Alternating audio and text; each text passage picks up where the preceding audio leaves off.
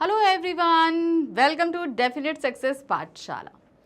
कवि और कवियत्री हमेशा हमें कुछ ना कुछ ऐसा हमारे सामने रखते हैं जिनसे हमें काफ़ी कुछ सीखने को मिलता है। कुछ नहीं तो हमें प्रेरणा तो मिलते ही है उनके जीवन को अगर हम देखते हैं या उनके द्वारा लिखी गई जो कृतियाँ होती हैं उनको हम देखें और समझें। तो इसीलिए जो है हम इतनी सारी चीज़ों को जानने के लिए इन कवियों या कवियत्री या लेखक या लेखिका के बारे में जानना बहुत ज़रूरी होता है। तो हम ये कहेंगे कि हमारा जो ये साहित्य का संसार है ना, ये साहित्य का संसार बहुत वृहत है और इसमें सिर्फ लेखक हैं तो हम नहीं कह सकते, इसमें लेखिका भी हैं। जैसे कि आप सभी जानते हैं कि सबसे ज़्यादा प्रसिद्ध लेखिका अगर हम कही जाएगी तो महादेवी वर्मा जी हैं, ठीक है। उसके अलावा और भी बहुत सारी हुई जिन्होंने हमको बहुत सारी चीज़ें बताई हैं, जिनमें हमारे बहुत सारे चैप्टर में जैसे कि मनु भंडारी जी हैं, है ना। तो आज भी हम कुछ ऐसी ही एक लेखिका प्लस कवियत्री, यानी कि उन्होंने काव्य के क्षेत्र में कम पर कार्य किया ज़रूर है, लेकिन गद्य के क्षेत्र में वो बहुत ही ज़्यादा महारत रखती है। नाम आपने ज़रूर सुना होगा, सुधा अरोड़ा। आज हम देखने वाले हैं जीवन परिचय सुधा अरोड़ा जी का। तो जीवन परिचय तो देखेंगे, लेकिन साथ ही साथ साहित्यिक परिचय देखेंगे। अब साहित्यिक परिचय क्या होता है, यानी कि जब उन्होंने साहित्य के क्षेत्र में कदम रखा तो उन्होंने कब रखा, किस तरीके से कार्य किया, क्या क्या चीज़ें, ये सभी कुछ जो है वो हम देखेंगे और जानेंगे, ठीक है। तो जैसे कि आप देख रहे हैं कि सुधा अरोड़ा का जीवन और साहित्यिक परिचय हम देखने वाले हैं। ये सुधा अरोड़ा जी है, इनको ध्यान से देखिए कि कभी कभी होता है ना कि पिक्चर देख के भी आइडेंटिफिकेशन करनी होती है। अब आप में से बहुत सारे लोगों के पास ये सवाल होगा कि आखिर हम क्यों पढ़ें इन लेखक या लेखिका के बारे में। देखिए, हम जब तक 9, 10, 11, 12 तक रहते हैं तो बहुत कम ही होता है कि हमारे चैप्टर से रिलेटेड जो भी लेखक लेखिका या कवि या कवियत्री हैं उनके बारे में पूछा जाए। कभी कदार पूछा भी जाता है और कभी कदार नहीं भी पूछा जाता है। तो इतना ज़्यादा आप लोगों को पैनिक होने की ज़रूरत नहीं है कि आएगा कि नहीं आएगा। कभी कभी पूछ भी लेते हैं। अभी डिपेंड करता है कि जो पेपर बना रहा है वो किस तरीके से बना रहा है। लेकिन जब आप कॉम्पिटिटिव एग्जाम्स में बैठते हैं तो ये लेखक लेखिका ज़रूर आते हैं। देखिए, बहुत सारे कॉम्पिटिटिव एग्जाम्स हैं जिनमें आपका हिंदी आएगा ज़रूर। तो हिंदी जहाँ व्याकरण में आता है, साहित्य के क्षेत्र में आपका या तो क्या कहते हैं पूरा साहित्य काल पूछा जाता है, कितने खंडों में विभक्त है, क्या है, कौन कौन से लेखक हैं, या आपके पास कवि या लेखक दे दिए जाते हैं उनके जीवन के या उनकी कृतियों के बारे में जानने के लिए। तो उस समय ये सारी चीज़ें आपको बहुत ज़्यादा हेल्प करने वाली है, ठीक है। तो इसीलिए मैंने ये शुरू किया आप लोगों के लिए सीरीज़, और बहुत सारे कवि लेखक अभी तक करा चुकी हूँ। तो आज की हमारी लेखिका हैं सुधा अरोड़ा जी। चलिए शुरू करते हैं। सबसे पहले इनका जीवन परिचय देखिए क्या है। सुधा अरोड़ा का जन्म 1948 यानी कि 1948 यानी कि आज़ादी के जस्ट एक साल बाद 48 में लाहौर यानी पाकिस्तान में हुआ था। तो अब ये आप मान लो कि 1948 में तो पाकिस्तान बन चुका था, तो बेसिकली ये कहाँ पर है, पाकिस्तान में ही इनका जन्म हुआ है। उच्च शिक्षा कलकत्ता विश्वविद्यालय से प्राप्त करने के बाद उन्होंने इसी विश्वविद्यालय के 2 कॉलेजों में वर्ष 1969 से 71 तक अध्यापन कार्य किया। तो अब भाई विश्वविद्यालय से कनेक्टेड 2 जो विद्यालय थे उन्हीं में इन्होंने अब 69, आपका 70, 71 3 साल तक जो है उन्होंने इन्हीं कॉलेजेस में अध्यापन कार्य किया। पहले जिस स्कूल में उन्होंने अपना कलकत्ता से इन्होंने उच्च शिक्षा प्राप्त करी, ठीक है, और फिर उसी में इन्होंने पढ़ाने, बहुत सारे ऐसे आप अभी पीछे लेखक या लेखिका पढ़ चुके हैं जिन्होंने जिस कॉलेज से ही उत्तीर्ण किया उसी कॉलेज या स्कूल में भी इन्होंने अध्यापन कार्य किया है। महिला संगठनों के सामाजिक कार्यों के प्रति उनकी सक्रियता एवं समर्थन देखते ही बनता है। तो अब ध्यान दीजिएगा, जो एक होता है ना महिला सशक्तिकरण के लिए कार्य करना, उनके लिए मोर्चा खोलना, उनके लिए आवाज़ उठाना, उनके लिए लेखन कार्य करना, ये सारा कार्य सुधा अरोड़ा जी ने बखूबी किया है, ठीक है। तो उन्होंने इन सारे क्षेत्रों में काम करके ये चीज़ साबित करने की कोशिश करी है कि हाँ भाई, सिर्फ महिला होना ही काफ़ी नहीं है, एक महिला के रूप में कार्य करना, उनके उत्थान के लिए कार्य करना भी बहुत बड़ी बात है। चलिए अब उनका जरा साहित्यिक परिचय देख लेते हैं क्या है।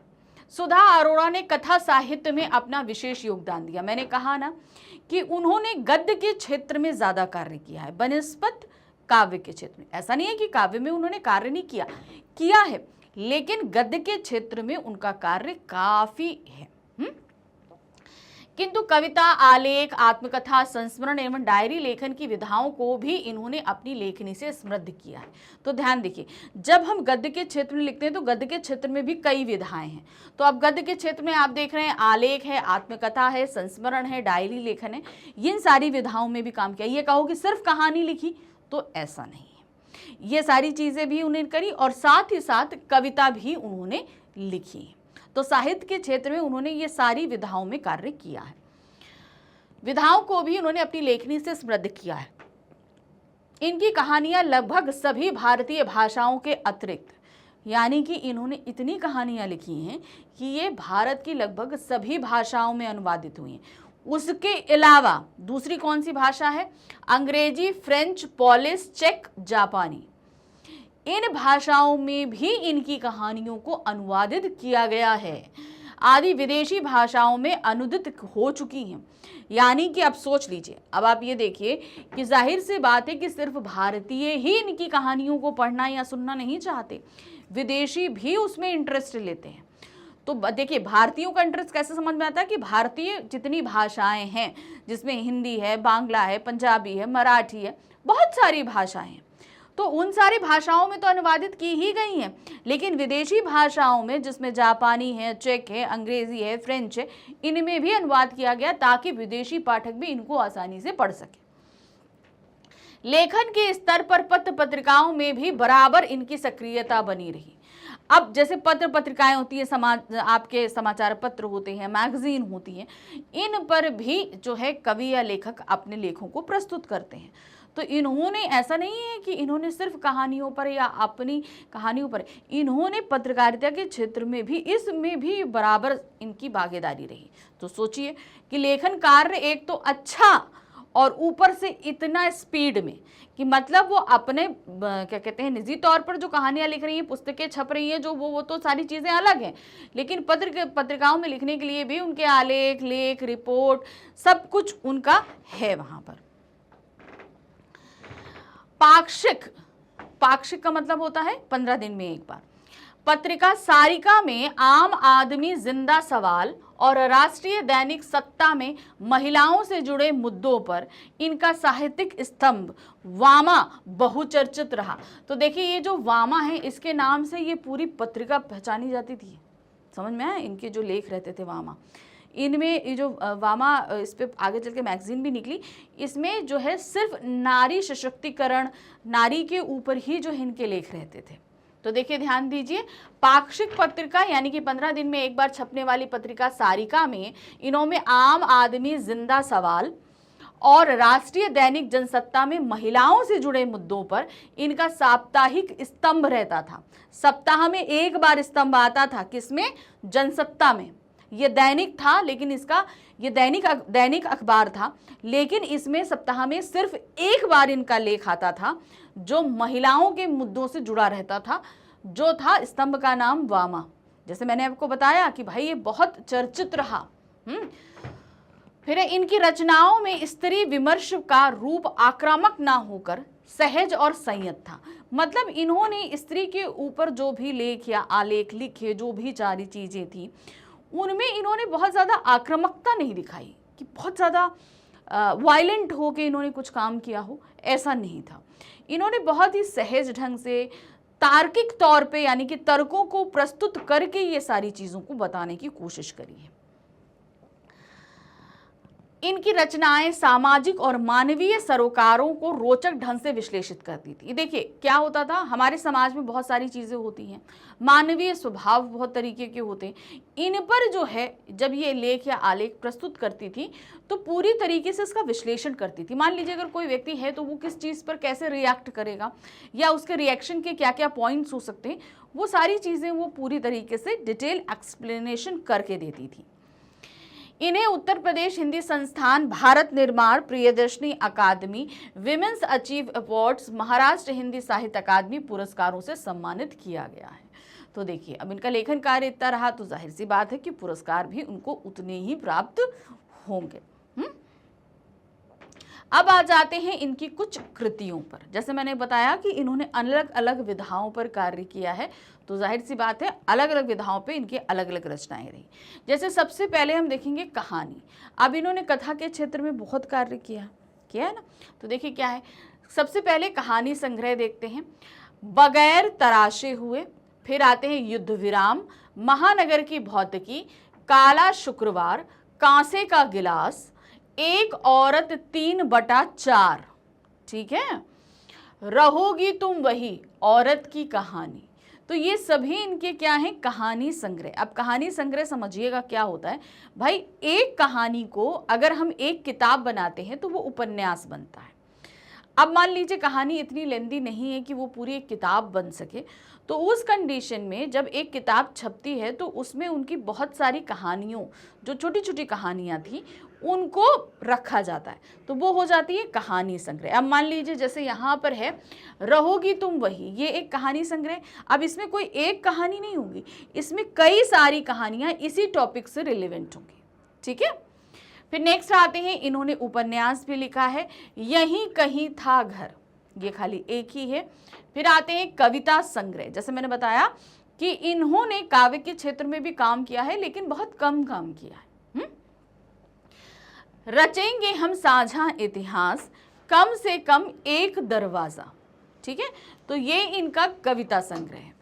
फिर आ जाते हैं संस्मरण। अब संस्मरण क्या होता है, ये उनके जीवन में ही घटित हुई कुछ घटनाओं को ये लिखकर हमें देती। अब ये सीक्वेंस में नहीं होती भाई, कभी उन्होंने बचपन का बता दिया, कभी प्रेजेंट डे में आ गया, फिर कभी उनकी जो है क्या कहते हैं यंग एज का आ गया, तो इस तरीके से अलग अलग अवस्थाओं को वो कंपाइल करते हैं। तो इन्होंने जो संस्मरण लिखा वो था दीवारों में चीनी चीखों का महाप्रयाण, ठीक है। फिर आते हैं आत्मकथा इन्होंने लिखी, यानी कि खुद अपनी कथा लिखी, गुमशुदा दोस्त की तलाश। फिर आते हैं डायरी इन्होंने लिखी, जिंदा जुनूनों का कोलार्ज। आते हैं आलेख, जो स्त्री विमर्श पे लिखी इन्होंने, आम औरत जिंदा सवाल, एक औरत की नोटबुक। तो ये जो इन्होंने आलेख लिखे हैं ये स्त्री विमर्श, यानी कि स्त्री की समस्याओं पर, यानी कि उनकी लाइफ में आने वाली जो बहुत सारी मुद्दे होते हैं उनसे जुड़े हुए, उन पर इन्होंने ये आलेख लिखे हैं। फिर है संपादन कार्य, यानी कि ये पत्रकारिता के क्षेत्र में भी जुड़ी। जैसे मैंने बताया कि इनका जो पूरा एक स्तंभ चलता था वामा, जिसके लिए ये काफ़ी प्रसिद्ध हुई, जो स्त्रियों के मुद्दों से जुड़ा रहता था, वो एक पत्र में ही छपता था। तो इस तरीके से ये पत्रकारिता के क्षेत्र में भी जुड़ी रही। अब इन्होंने कौन कौन सा संपादन किया देखिए, औरत की कहानी, मनु भंडारी सृजन के शिखर, मनु भंडारी का रचनात्मक अवदान, दहलीज को लांघते हुए पंखों की उड़ान, भारतीय महिला कलाकारों आत्मकथाओं के 2 संकलन हैं। अब ये जो पंखों की उड़ान है ये 2 संकलन हैं इसके, जिसमें भारतीय महिला कलाकारों के जो आत्मकथाएं उनको संग्रहित किया गया है। अब आप बोलोगे संपादन, इसमें तो कोई पत्र पत्रिका का नाम नहीं है। नहीं, इसमें किसी भी पत्र पत्रिका का नाम इसलिए नहीं है क्योंकि उन पर संपादन, यानी कि उन पत्र पत्रिकाओं में जो लेख छपे हैं उनके नाम यहाँ पर दिए गए हैं। फिर आते हैं लेख संग्रह। इन्होंने क्या दिया, औरत की दुनिया बनाम दुनिया की औरत, ठीक है। देखिए है शब्द एक लेकिन जिस तरीके से इस्तेमाल किया गया अलग अलग है। औरत की दुनिया बनाम दुनिया की औरत, तो यहाँ पर एक औरत का संसार कैसा होता है और एक पूरे संसार में एक औरत की क्या दशा होती है, इस पर उन्होंने बहुत ही अच्छे तरीके से अपने लेख को प्रस्तुत किया। तो चलिए हमने आपको बता दिया आज सुधा अरोड़ा जी के बारे में कि सुधा अरोड़ा जी की का जो जीवन रहा वो कैसा रहा, साथ ही साथ इनके जीवन में जो इन्होंने साहित्य लेखन किया वो किस तरीके का था। तो हमारी कोशिश यहाँ पर यही रहती है कि हम किसी भी कवि या लेखक को लेकर आएँ तो उनका साहित्यिक परिचय, उनकी कृतियों से ज़रूर आपको अवगत कराएं, क्योंकि ये जानना आपके लिए बहुत ज़रूरी है। इनको ध्यान से देखिए, समझिए, और जब कभी भी आप किसी तरह का कॉम्पिटिटिव एग्ज़ाम दे रहे हैं तब, या आपका कॉमन यूनिवर्सिटी एंट्रेंस टेस्ट भी रहता है तो वो भी ध्यान रखिए कि उसमें भी लेखक और लेखिकाओं के बारे में पूछा जाता है। तो यहाँ पर देखकर आप वो सारी चीज़ें देख सकते हैं। तो ये पूरे कवि और लेखक जो हम यहाँ पर आपके लिए लेकर आ रहे हैं सिर्फ डेफिनेट सक्सेस पाठशाला पे ही आपको मिलने वाला है। ध्यान से देखिए, इनको पढ़िए और आपकी जो भी प्रिपरेशन है उसमें ये आपको बहुत हेल्प करेंगे। ठीक है, तो चलिए नेक्स्ट फिर से हम किसी कवि या लेखक को लेकर आएंगे और उनके संसार में प्रवेश करेंगे। Thank you for watching, bye bye.